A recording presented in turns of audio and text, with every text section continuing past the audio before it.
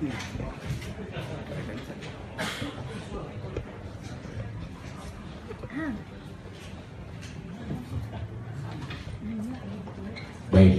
Bismillahirrahmanirrahim. Assalamualaikum warahmatullahi wabarakatuh. Selamat pagi, salam sejahtera bagi kita semua. Pak Wali yang saya hormati, rekan-rekan dari Peres yang saya cintai, saya banggakan. Alhamdulillah pada kesempatan ini, seperti yang disampaikan beberapa hari atau beberapa waktu yang lalu, Pak Wali akan menyampaikan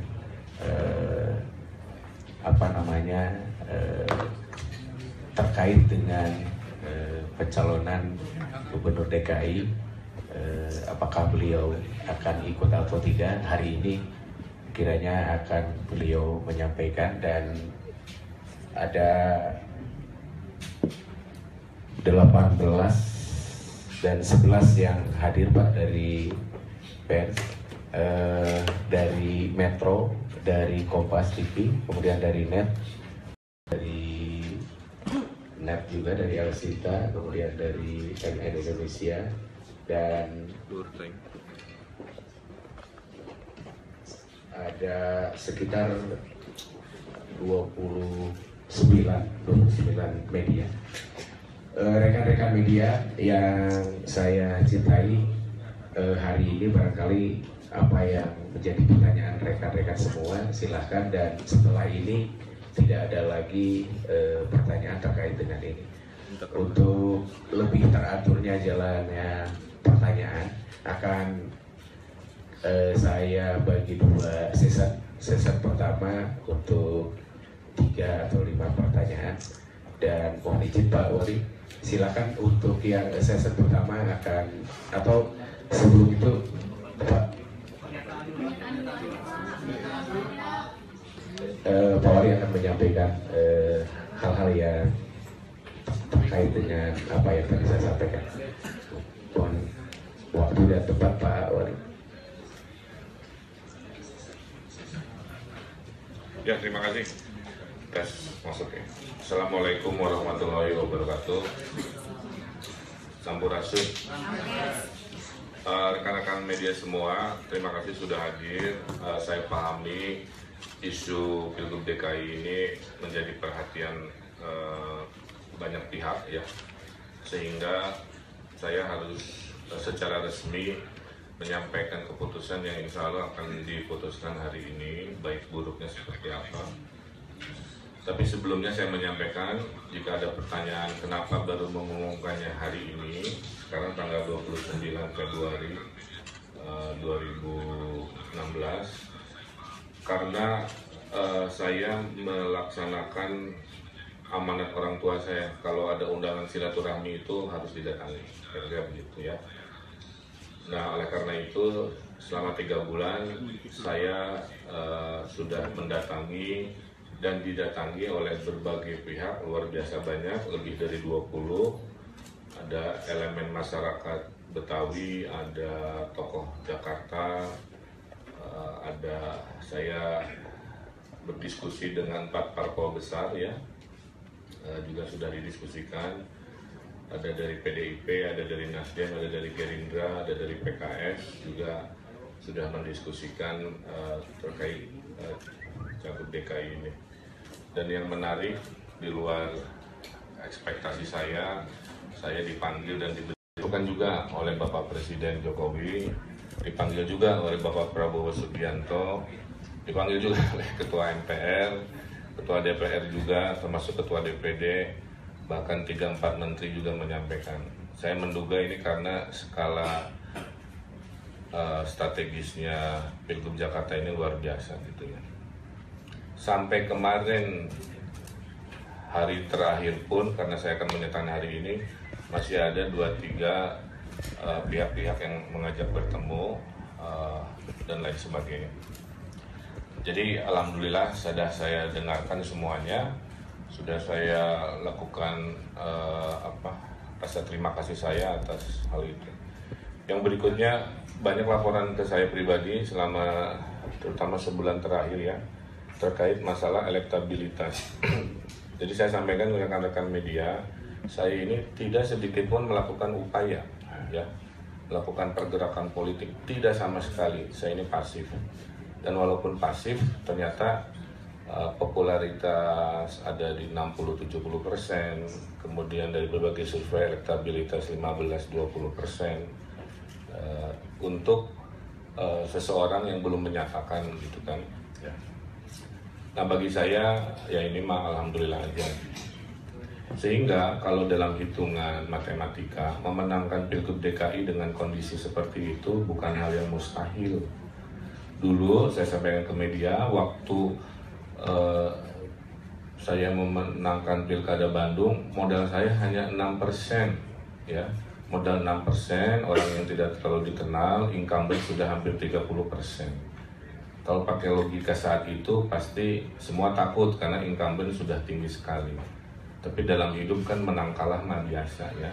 Sehingga setelah kami upayakan dengan cara yang strategis, determinasi sana sini, kita akhirnya menang 45%. Jadi kalau ditanya, Pak nggak takut kalah, Pak Ahok sudah tinggi dan sebagainya, bagi saya itu bukan ukuran, ya. Kalau sudah memutuskan maju misalkan, ya tentunya hal itu bisa disiasati. Semua ada ilmunya lah kira-kira begitu, ya. Nah yang terakhir dari saya harus mendengarkan ke dalam. Ke dalam itu adalah aspirasi warga. Ada survei internal, ada dari media lokal juga melakukan, dan saya sampling juga karena saya ini punya sosial media yang anggotanya banyak sekali.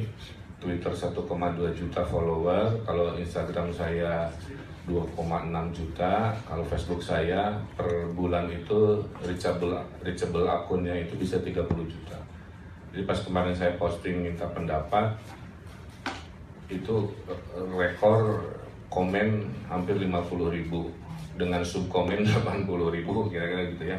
Berarti ada 80.000 warga yang menulis, dan tidak hanya Bandung, ya, tapi kombinasi lah sudah saya cek, ya. Ada akun Bandung, Jakarta, luar negeri, akun abal-abal, akun nasi bungkus juga sudah saya deteksi hadir memberikan pandangan-pandangan. Saya anak sosmed jadi tahu apa mana buzzer, mana yang genuine. Kalau ibu-ibu kelihatan dari bahasanya beda, kalau yang biasanya profil fitnya bukan wajah dirinya gitu ya, wajah artis dari mana, nah itu pasti abal-abal. Nah itu saya perhatikan juga, dan puncaknya yang terakhir adalah tentunya diskusi dengan keluarga, ya, dengan keluarga meminta pendapat dari istri, dari anak, dan terutama mentor saya, ibu saya sendiri yang menjadi energi hidup saya. Nah saya sampaikan juga, Pak, apa namanya, kok berani-beraninya misalkan kalau jadi gitu ya, kan Bandung belum beres dan sebagainya, nol Bandung, ada yang mengejek. Saya sampaikan, ya kita mah berbasis fakta aja. Bandung itu banyak perbaikan, tapi Bandung itu belum sempurna. Kalau dibilang Bandung sudah beres itu lebih baik, ya. Tapi kalau dibilang Bandung tidak ada kemajuan juga bohong. Kita kinerja birokrasi dari 2013 ranking ratusan, sekarang ranking 1 nasional untuk akuntabilitas kinerja. Transparansi publik dari ranking 17 sudah ranking 2. Pelayanan publik yang 2013 rapor merah oleh Ombudsman sekarang ranking 4, ya. Pengangguran turun dari 10% ke 6%, dan lain sebagainya. Jadi tidak betul kalau dibilang Bandung hanya urusan taman gitu ya. Justru reformasi ke dalam ini menurut saya fakta-fakta yang menunjukkan kami berubah selama 2 tahun. Dulu masalah 5 besar kota Bandung itu ya, kalau disurvei, 1 jalan bolong, 2 itu adalah masalah sampah, 3 PKL, 4 banjir, 5 kemacetan. Disurvei lagi akhir 2015, masalah jalan bolong dan sampah udah nggak ada, karena kita sudah jauh lebih baik. Adipura juga sudah kita menangkan lagi dengan sistem. Tapi betul masalah banjir kemacetan itu masih tantangan saya lah kira-kira begitu. Nah jadi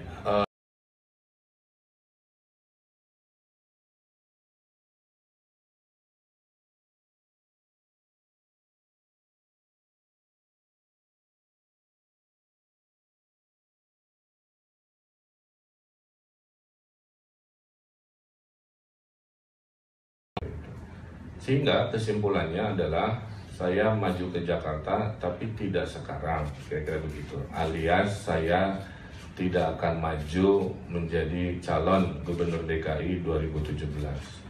Pertimbangan terbesarnya hanya satu, tugas saya belum selesai di periode pertama gitu. Mungkin nanti setelah selesai, insya Allah kemanapun takdir membawa, selama karyanya ada, jadi bekal saya untuk berkiprah di lembaga-lembaga lebih tinggi selanjutnya. Jadi bisa ke Jakarta juga suatu hari, mungkin juga ke Jawa Barat jika memang ada takdirnya. Tidak masalah juga melanjutkan jilid 2 jadi wali kota Bandung, atau memenuhi aspirasi keluarga saya yang rata-rata pengen saya jadi arsitek lagi karena hidup jauh lebih normal gitu ya. Tapi prinsip hidup saya adalah, saya ingat pesan ibu saya, khairun nas anfa'uhum linnas. Jadilah manusia terbaik yang manfaatnya paling banyak. Sehingga sekarang saya ngambil keputusan kebermanfaatan saya yang mana yang paling banyak. Nah, oleh karena itu keputusan saya. Mudah-mudahan tidak ada lagi dinamika. Silahkan lanjutkan proses pemilihan gubernur 2017 tanpa saya. Saya doakan warga Jakarta bisa memilih gubernur yang cocok, ya, yang pas untuk kapasitas di Jakarta. Saya melihat Indonesia ini bisa hebat tanpa harus semua berkumpul di Jakarta. Kalau yang bagus-bagus, yang amanah itu bisa tersebar merata di Jawa, di Sumatera, atau seperti Pak Profesor Nurdin Abdullah di Bantaeng, saya kira Indonesia bisa juara.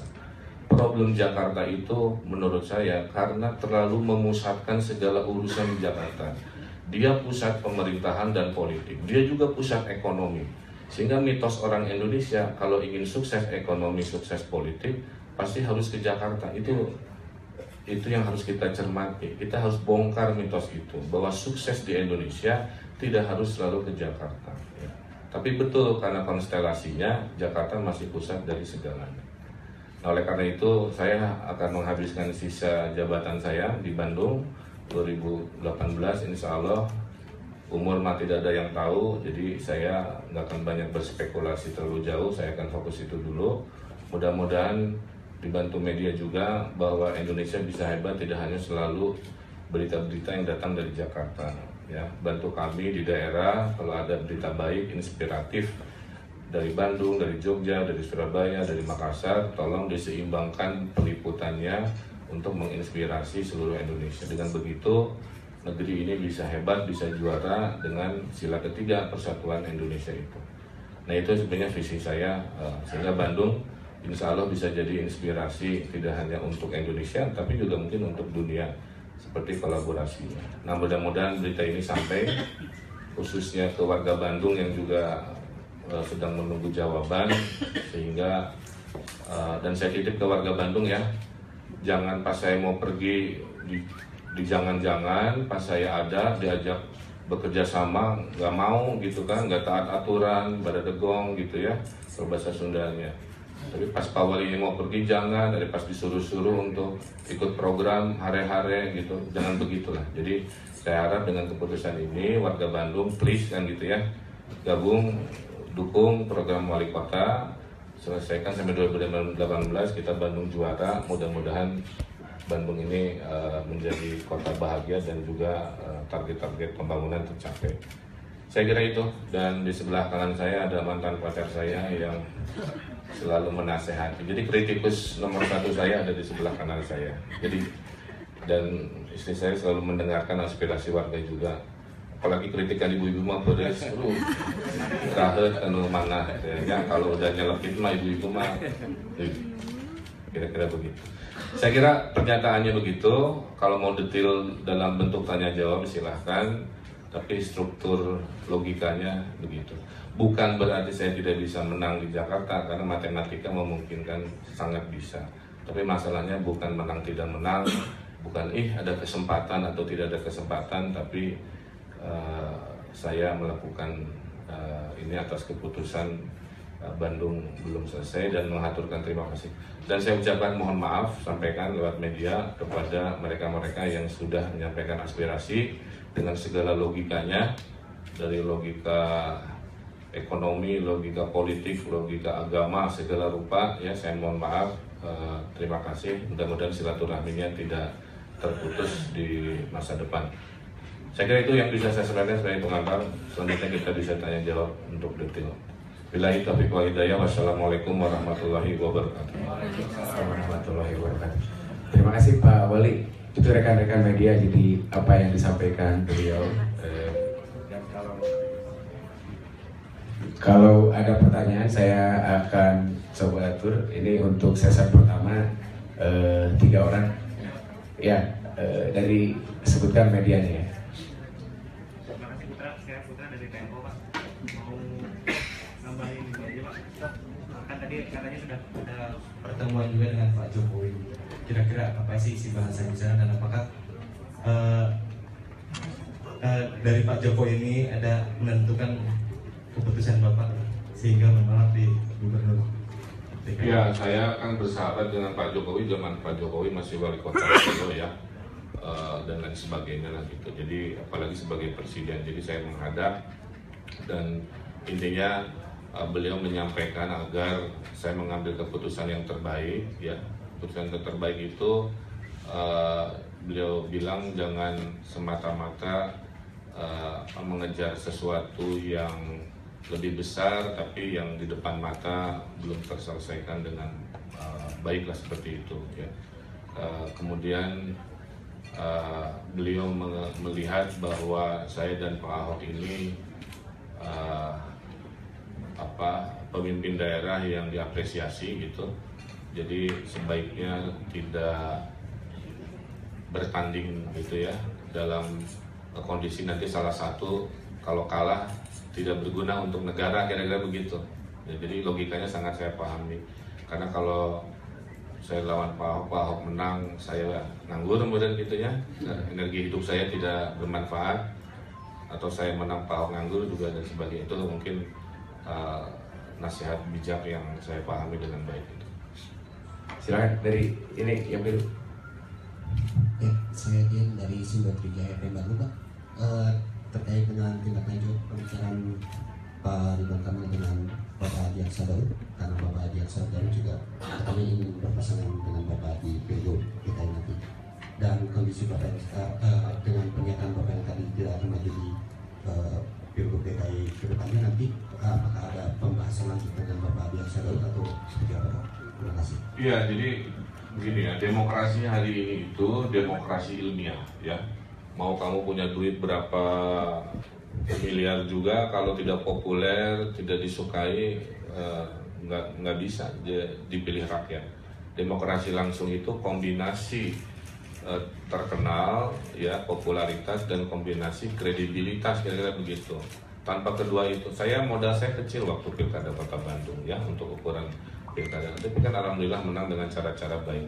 Nah dengan Pak Adiaksa Daud juga sama, jadi kemarin menyampaikan ya, kalau saya maju ingin berpasangan dengan saya lah, kira-kira begitu.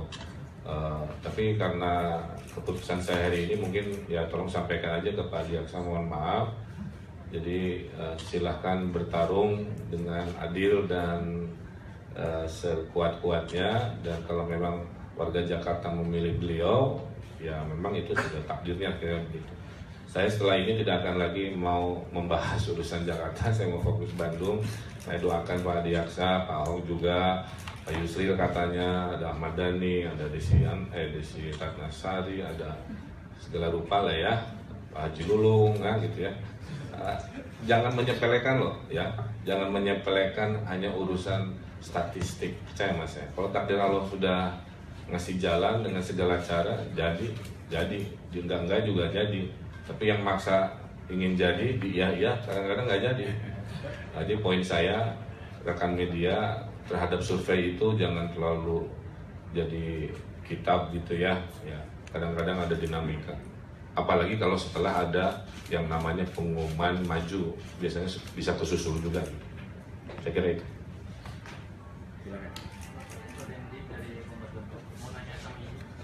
Oh ibu ya.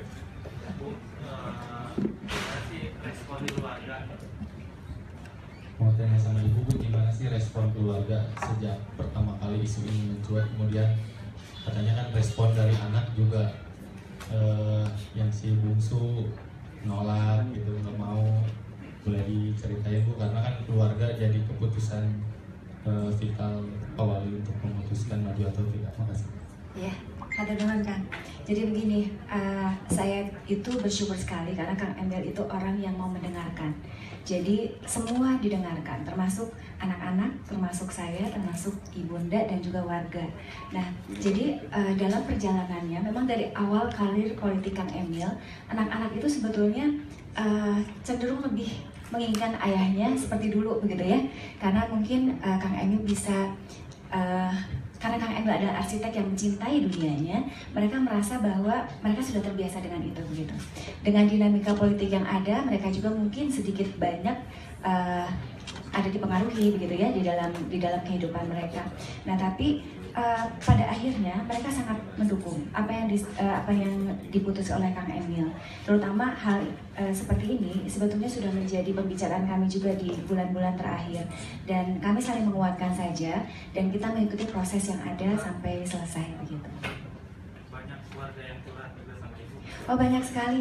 Tidak hanya keluarga, juga warga begitu, banyak sekali kepada saya, dan saya hanya menjawab sejauh begitu, dan saya juga tidak bisa mengarahkan karena keputusannya memang pada hari ini.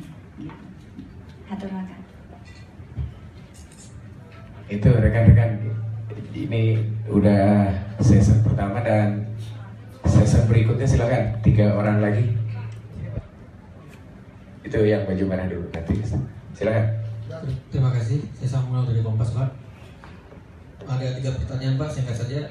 Yang pertama, kira-kira alasan yang terkuat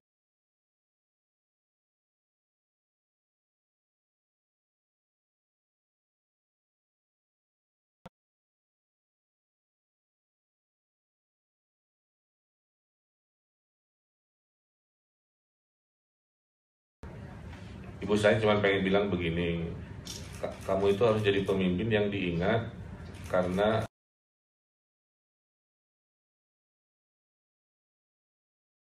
mau kemana terserah, tapi untuk tahap 1 itu tunaikan dulu. Nah, saya itu berharap agar namanya pilkada serentak itu segera hadir. Jadi jangan dikit-dikit kalau ada pemimpin yang berhenti di tengah naik ke atas untuk pelayanan yang lebih tinggi disebut kutu loncat, disebut tidak amanah. Itu dilema Pak, gitu ya. Dua-dua juga ingin mengabdi pada rakyat kan begitu. Ini kan bahasanya jadi dua. Oh ini mah haus kekuasaan, ngebatin juga. Atau memang jangan-jangan untuk halayak yang lebih luas manfaatnya kan sama, imbang ya. Jadi kalau pilkada serentak, startnya sama, akhirnya sama, enak gitu. Jangan kayak saya sekarang kan. Jadi kalau saya beres hari ini kan, wah langsung ngebut gitu ya. Tapi kan ternyata gara-gara pilkadanya tidak serentak, ada takdir saya tidak lanjut. Dan saya lebih mengambil takdir beresin dulu gitu. Kalau Allah mentakdirkan lagi ke Jakarta suatu hari, siapa tahu. Tapi idealnya adalah ada pilkada serentak. Yang kedua, tokoh-tokoh tadi udah saya sebutkan, yang kelas paling atasnya itu Ketua MPR ya, ngobrol panjang, Ketua DPR, Pak Ade Komarudin ngobrol panjang, Pak Irman, Ketua DPD, Pak Prabowo juga, Pak Jokowi. Saya juga heran, berarti kan urusan Jakarta ini nggak main-main gitu ya, diperhatikan, dan saya ya berterima kasih diminta datang untuk berdiskusi seperti itu. Nah kalau masalah medsos gini, survei sampling berapa? 500, 2000, error margin 3%. Sarua kene jeung medsos, sampling saya 80.000 sok. Akuratan mana ya? Akuratan mana sampling 80.000 dengan 500? Jadi orang sekarang itu kadang-kadang melihat medsos itu masih seolah-olah hanya buat update status. Masa ada pejabat nge-tweet, berarti pejabat nge-tweet nggak kerja. Cek saya pemikiran begitu tuh paradigma jadul. Tidak ada hubungan antara pejabat nge-tweet bahwa dia tidak kerja, kalau tidak nge-medsos seolah-olah tidak lebih produktif, nggak bisa. Kita bicara karya aja. Saya ini generasi muda yang sebelum jadi wali kota memang tangan saya terbiasa multitasking. Saya menyampaikan pesan antara meeting, lagi di jalan, gitu kan, pagi-pagi nggak ada masalah. Yang penting kan kerja beres, ada buktinya kan begitu. Dan saya nggak pakai admin, makanya semua yang saya tulis saya tanggung jawab. Jadi kalau ada dilema, ada kontroversi, dibully-bully di Twitter, udah biasa. Ya itu mah udah kebal saya emang gitu. Yang penting fakta itu tidak bohong. Masalah cara penyampaiannya, baper Pak Walima atau apa, terserah, itu mah ada subjektif ya. Tapi yang penting fakta tidak bohong. Saya nge-tweet, dengan saya press conference, dengan saya wawancara TV, dengan wawancara radio, apa bedanya? Sama-sama informasi yang dikutip untuk publik kan begitu. Jadi survei medsos ini cara rutin saya untuk hal-hal yang sifatnya ingin mengetahui persepsi publik.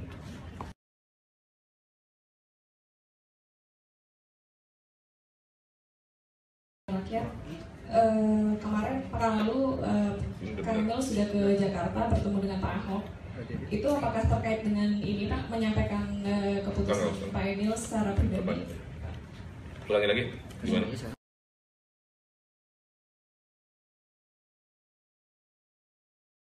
Ini ya ke Pak Ahok. Apakah ini sudah membicarakan keputusan secara internal Pak Emil ini kepada Pak Ahok? Dan apakah ini menjadi bentuk dukungan Kang Emil kepada Pak Ahok? Itu yang pertama. Yang kedua, setelah ini prosesnya ke DPP seperti apa Kang? Karena nama Kang Emil kan termasuk 1 dari 10 yang ke DPP mana? Gerindra. Gerindra. Itu aja Kang. Terima kasih. Jadi gini, saya dengan Pak Ahok bersahabat ya. Kalau ngobrol juga lu gue, standar Pak Ahok kali ya. Semua orang juga begitu. Santai aja. Jadi waktu di Jakarta saya tidak membicarakan terlalu detail ya. Saya hanya menyampaikan Ahok siap-siap kalau saya maju begini, kalau enggak begitu kan begitu ya. Dan Pak Ahok bilang, mungkin gengsi kali ya, wah kalau lu maju, gua itu pasti nyaris kalah. Wah itu ya. Jadi menang keneh maksudnya mah, tapi nggak mau menyampaikan. Jadi bahasanya teh nyaris kalah. Ya siap gitu. Kebetulan saya ke Jakarta itu urusan e-budgeting. Pemkot Bandung lagi belajar e-budgeting. Pak Ahok juga meminta saya agar menerima kunjungan Pemda Jakarta belajar UKM yang tidak perlu izin itu. Kita mau tukeran tim ya dan seterusnya. Nah apakah ini jadi bentuk dukungan ke Pak Ahok? Saya kira enggak lah, saya netral. Saya nggak punya influence di Jakarta secara langsung. Makanya ada gambar yang hoax itu ya. Ada saya pakai kaos terus judulnya KTP saya buat Ahok gitu. Udah pasti logikanya udah salah, KTP saya Bandung gitu. Jadi intinya saya netral tentunya. Saya mendukung orang-orang baik. Kalau yang menang Pak Ahok lagi ya silahkan. Kalau ternyata Pak Yusril yang menang juga itu pilihan warga Jakarta, atau Pak Diaksa yang semangat banget juga menang, ya itu risiko masing-masing lah. Tapi kalau sudah terpilih, saya mau kerjasama. Salah satunya bicara tentang bagaimana warga Jakarta yang ke Bandung, ya, yang jadi dinamika di Bandung, masalah kereta api cepat dan lain-lain lah.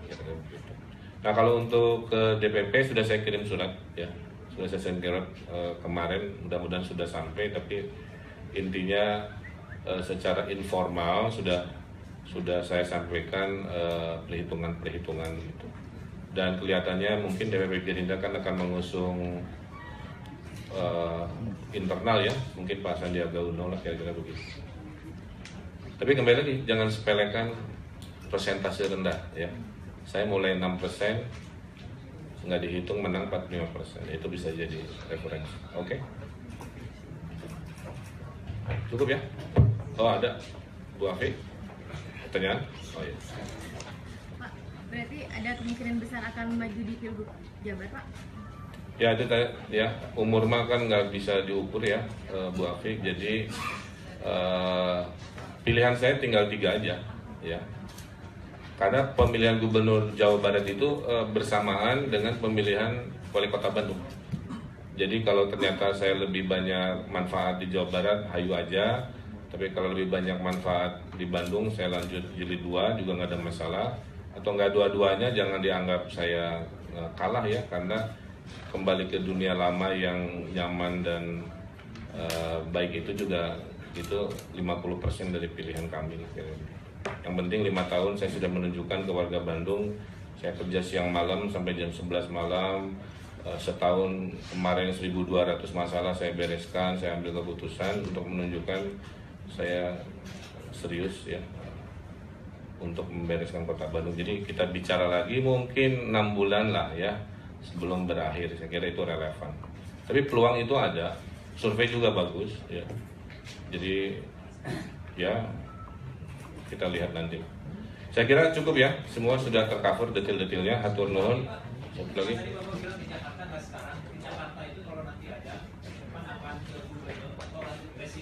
Ya,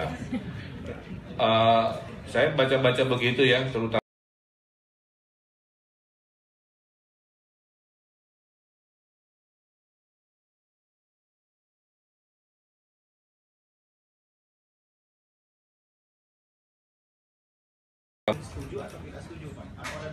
Ya, saya nggak akan sebut orang per orang pendapatnya gimana lah ya. Tapi elit politik itu terbelah dua. Iya, dari 5 yang saya sebut tadi, 2 menyarankan saya maju dengan pertimbangan-pertimbangannya, 3 tidak menyarankan saya maju. Saya nggak sebut nama ya. Pokoknya faktanya sampai situ aja, John. Dari 5 itu 2 menyuruh maju dengan segala pertimbangannya, 3 meminta saya tidak maju dengan segala pertimbangannya. Coba aja. Oke. Saya kira cukup. Hatur nuhun rekan-rekan, mudah-mudahan Jakarta mendapatkan pemimpin yang terbaik. Amin. Terima kasih ke rekan-rekan media. Pak Wali Kota juga Ibu, terima kasih atas waktunya. Saya tutup dengan Alhamdulillahirobbilalamin. Bila kita hidayah. Wassalamualaikum warahmatullahi wabarakatuh.